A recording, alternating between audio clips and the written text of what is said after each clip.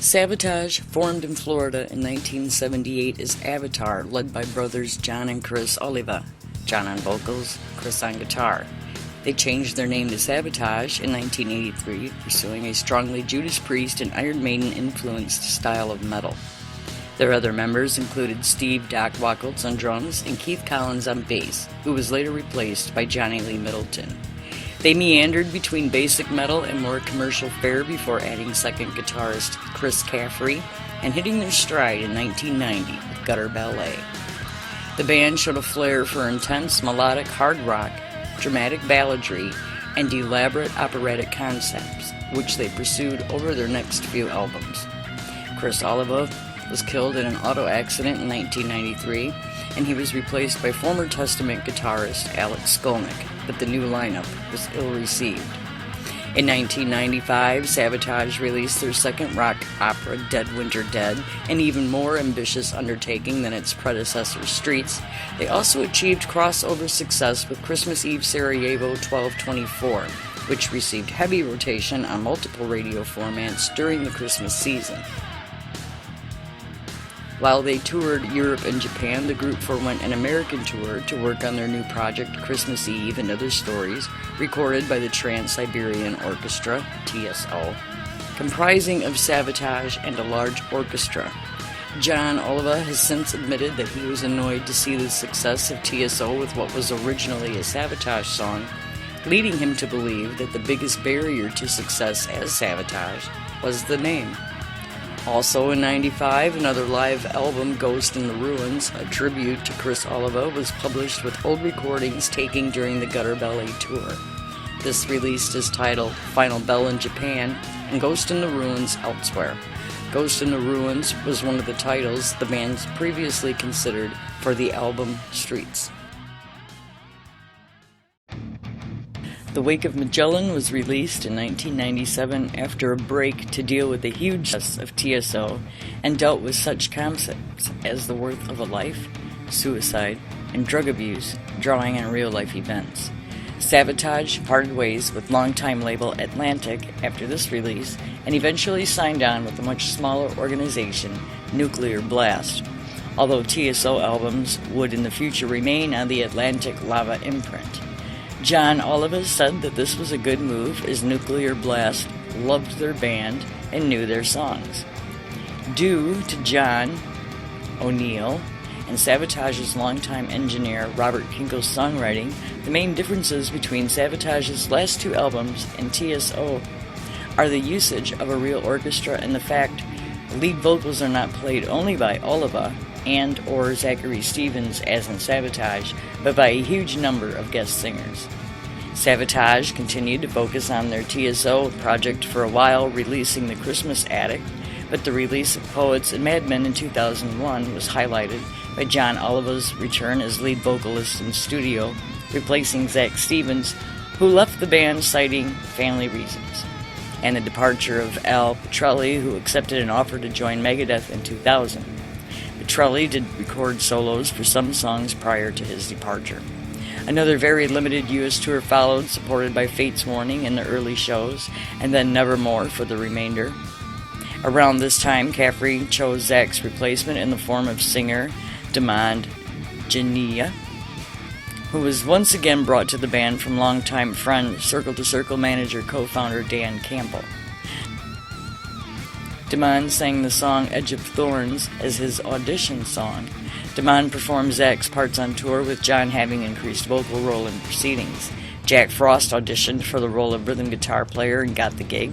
He played with the band for a majority of the tour, but was mysteriously asked to leave the band after the tour, although it could be said that Frost's commitments elsewhere drove him from the band.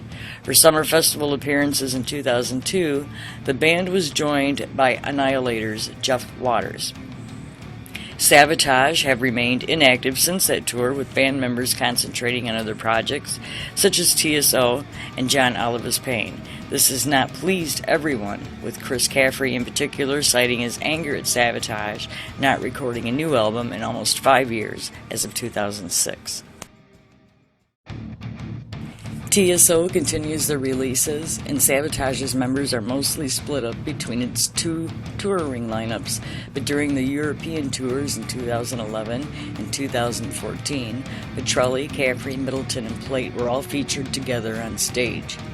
Year by year, more Savatage songs were included in the TSO set lists, among them also Gutter Ballet, Believe, All That I Bleed, and Chance.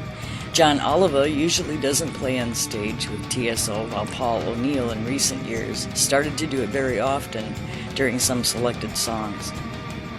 John Oliva formed his own band, John Oliva's Pain, and released their first album in 2004 entitled Taj Mahal. Through the years, John Oliva's Pain, also called J.O.P., published many records, and their live concerts always featured Savatage's songs from the albums with his brother Chris. Additional material taken by John from his brother's unused stuff was used to write several John Oliva's Pain's tracks, as described in the album's credits. Lead guitarist Chris Caffrey also recorded solo albums, while former frontman Zach Stevens was approached by longtime friend and Savatage stage manager Dan Campo to co-found a new band, Circle to Circle, and their first record, entitled Watching in Silence, was released in 2003. Produced by John Oliva and featuring a guest appearance from Caffrey.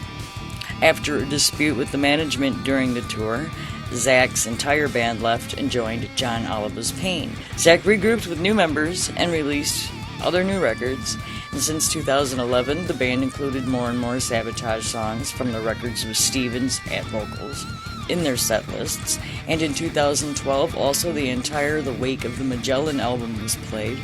The 2013 European tour included the complete Edge of Thorns album due to its 20th anniversary, while the 2014 European tour included the complete Handful of Rain album for the same reason.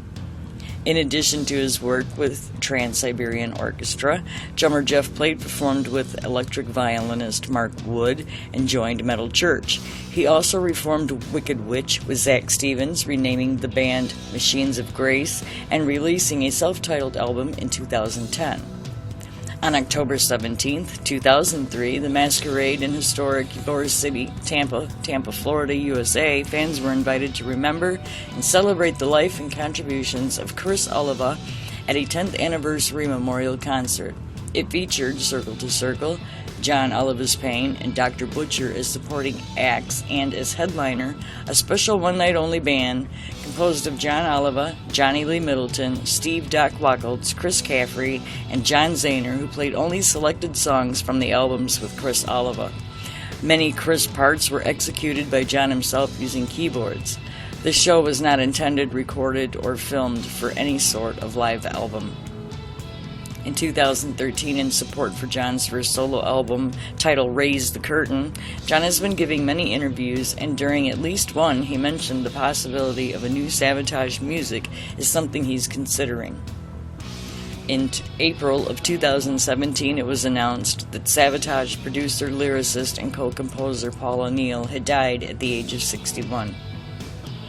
In September of 2018 interview with Bill Lewis of WNCX Radio, Plate stated that he would really love to see a Savatage reunion, but O'Neill's death and the success of TSO were the reasons the band has been sidelined since their 2015 reunion show at Wacken Open Air. He explained, quote, "There's always been that thought. We did get back together for the Wacken show in 15. There was a lot of talk after that show because it was very well received. When the band got back together, it's just so interesting how a certain group of guys get together and play music. It's just different than plugging other people in. There's a real chemistry there with the six of us, John, Chris, Johnny, Al, myself, and Zach. Of course, there's always interest, but when we lost Paul, it had to get pushed aside." End quote. When asked in December of 2019 about the current state of Savatage, Stevens said, quote, "You've always got Savatage lurking out there that we really don't know for sure either. Basically the same answer that I get from them is what I'm giving for Circle to Circle. You know what? It's not ever gone, but we just have to figure out what to do, and the answer will come. When the right situation appears, that's when I think things will happen." End quote. For possible shows and dates near you, visit their website www.savatage.com. Thank you for watching.